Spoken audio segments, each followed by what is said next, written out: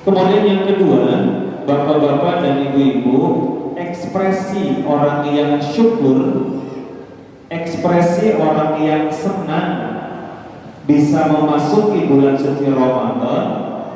Salah satu ekspresinya adalah yaitu dengan ungkapan, yaitu yang biasa tertulis di spanduk, tertulis di media massa. Ada kalimat marhaban ya Ramadan. Ini adalah ucapan welcome kita, senang kita, gembira kita karena sudah bertemu dengan bulan suci Ramadan. Maka kata-kata yang perlu kita ungkapkan adalah marhaban ya Ramadan. Di dalam mulutnya kita berkata marhaban ya Ramadan, tetapi di dalam hatinya harus ada rasa sukacita, bergembira dan senang karena dipertemukan dengan bulan suci Ramadan. Awas, jangan sampai kemudian kita sudah dipertemukan dengan bulan suci Ramadan, dalam hatinya ada rasa penyesalan. Ya kempoma nih, ya lapar lagi, ya nanti beli baju barunya dari mana. Itu namanya ungkapan-ungkapan penyesalan dipertemukan dengan bulan suci Ramadan. Harus dibuang jauh-jauh, bapak-bapak dan ibu-ibu. Ungkapan yang terasa tidak menyenangkan terhadap kedatangan bulan suci Ramadan harus dilempar jauh-jauh. Bahwa kita sudah memasuki bulan suci Ramadan ini, kita betul-betul senang dan kita betul-betul bahagia, gembira, yaitu dengan ungkapan marhaban ya Ramadan. Apa artinya marhaban ya Ramadan itu? Selamat datang Ramadan, welcome Ramadan. Saya senang, saya gembira sudah bertemu dengan bulan suci Ramadan. Selain ungkapan marhaban ya Ramadan, bapak-bapak dan ibu-ibu, di Indonesia ini biasa yang disebut dengan tarhibur Ramadan. Tarhibur Ramadan itu secara ucapan adalah ucapan marhaban ya Ramadan, secara ucapan.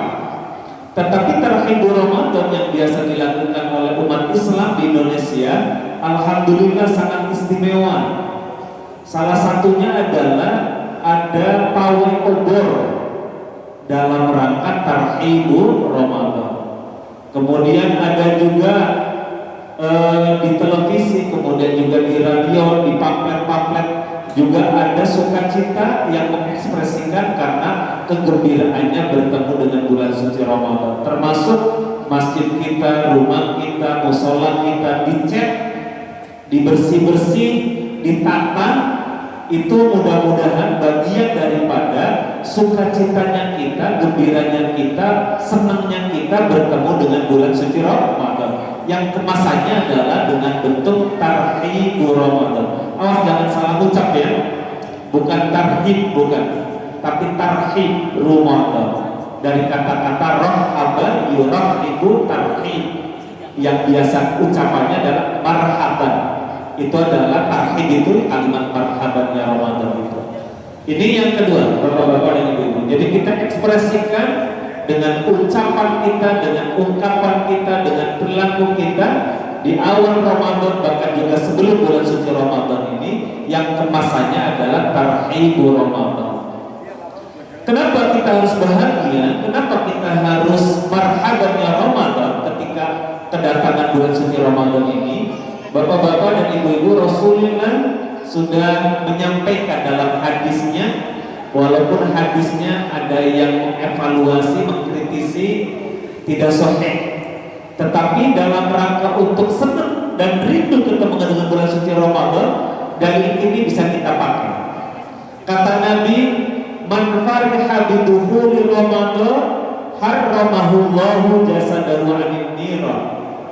Siapa yang sukacita, bahagia, gembira, rindu kedatangan bulan suci Ramadan, Rasulullah memberikan kabar gembira, apresiasi kepada orang yang marhabannya Ramadan, kepada orang yang tarhibur Ramadan, baik itu dengan ucapan ataupun perilaku.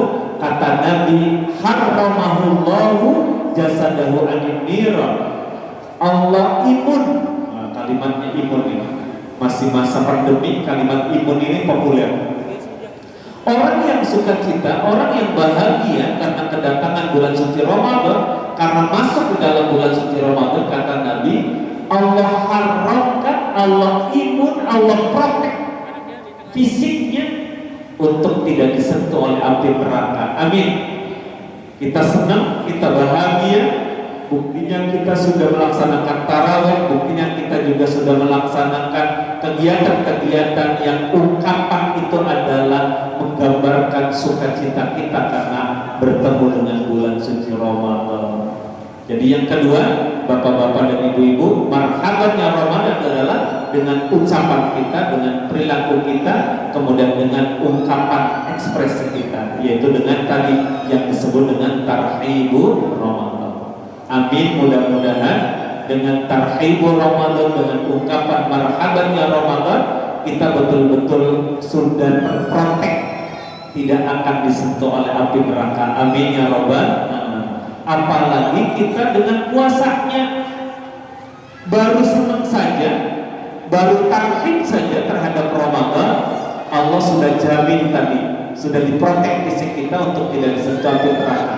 Apalagi kemudian kita dilanjutkan dengan amalan-amalan yang akan memprotek kita dari api neraka, yaitu terutama adalah siam Ramadannya. Mudah-mudahan siam Ramadan tahun ini adalah siam Ramadan yang terbaik seumur hidup kita, dan betul-betul nanti memprotek dan juga mengawal kita bertemu dengan Allah Subhanahu wa Ta'ala di surga, dan juga mendapatkan pahala balasan dari Allah Subhanahu wa Ta'ala karena puasa kita. Amin ya Rabbal. Yang ketiga, bapak-bapak dan ibu-ibu, ini yang paling pokok.